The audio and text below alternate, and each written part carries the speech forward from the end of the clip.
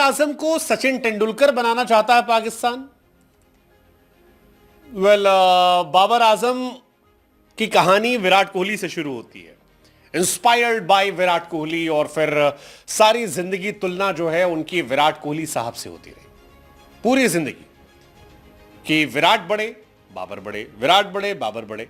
हालांकि विराट और बाबर का कोई कंपैरिजन नहीं हो पाया, क्योंकि विराट अपनी जवानी में जो खिलाड़ी थे, बाबर उसके आसपास भी नहीं पहुंच पाए।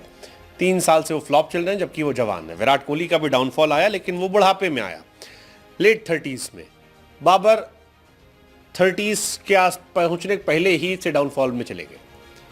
लेकिन अब ऐसा लगता है कि पाकिस्तान ने बाबर को विराट से भी ऊपर तेंदुलकर से कंपेयर करना शुरू कर दिया, और जो चाहते हैं कि अब बाबर का जो बचा हुआ करियर है वो तेंदुलकर जैसा हो जाए, और तेंदुलकर के नाम से उन्हें कन्विंस किया जा रहा है। पाकिस्तान के हेड कोच हैं आकिब जावेद, बैटिंग कोच हैं शाहिद असलम, और कैप्टन रिजवान।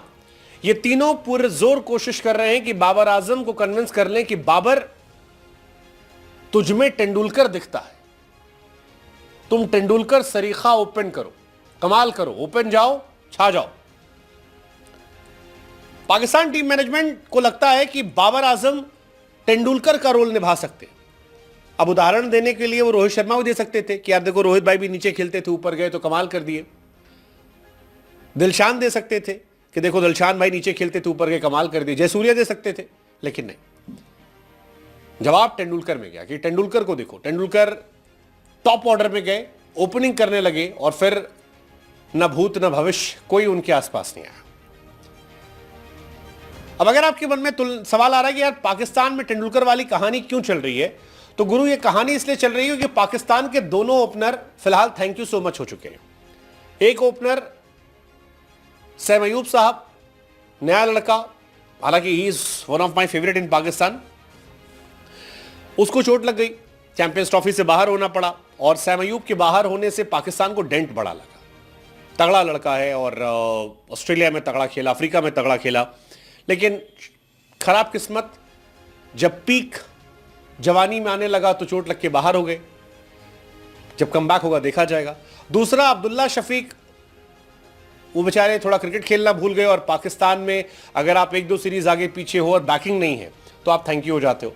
सो अब्दुल्ला शफीक, डिस्पाइट की उनकी बड़ी टेक्निकल बैटिंग की चर्चाएं चलती थी कि टेक्निकल बैट्समैन है, सेंसिबल क्रिकेट खेलता है, ये है वो है, एक सीरीज खराब होना और उसके बाद उनका भी थैंक यू सो मच हो गया।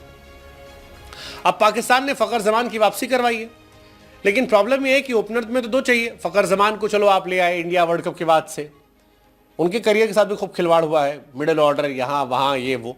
अब फखर जमान को ऊपर भेजा गया और कहा गया बाबर भाई चले जाओ, left hand right hand combination हो जाएगा। अब बाबर ओपन नहीं करते, बाबर ओडीआईज में ओपन नहीं करते, इसीलिए उनको समझाया जा रहा है कि देखो यार, तुम तेंदुलकर बन जाओगे, ऊपर जाओ। हफीज साहब भी कह रहे हैं कि बाबर को ओपन करना चाहिए, जैसे तेंदुलकर ने किया था, ग्रेट तेंदुलकर, वैसे ही ओपन करो, बड़े रन बनाओ, तेंदुलकर की तरह महान बन जाओ। तेंदुलकर सालों की तपस्या है, विराट कोहली से तुलना के बाद अब तेंदुलकर से तुलना, ठीक है। हालांकि कई लोगों का मानना है कि यार तुलना उलना करके आप बाबर में बोझ डाल देते हो, यही सब बोल दोगे, फिर जब फ्लॉप होगा तो लोग आप ही लोग गरियाओगे, खबर ही बनती है। यही तुलना जयसूर्या से की गई होती, हमको भी फर्क नहीं पड़ता, हो रही है। इंटरेस्टिंग चॉइस है। अर्शदीप भाई सामने आएंगे पहला ओवर लेके मजा आएगा यार। लेकिन क्या बाबर आजम पर जबरदस्ती प्रेशर डाल दिया गया सब बोल के? हालांकि सोचो यार, फखर जमान सैम अयूब ओपन करते, मजा आता यार, मजा आता दोनों तगड़े प्लेयर हैं। ये एक इंटरेस्टिंग कहानी है।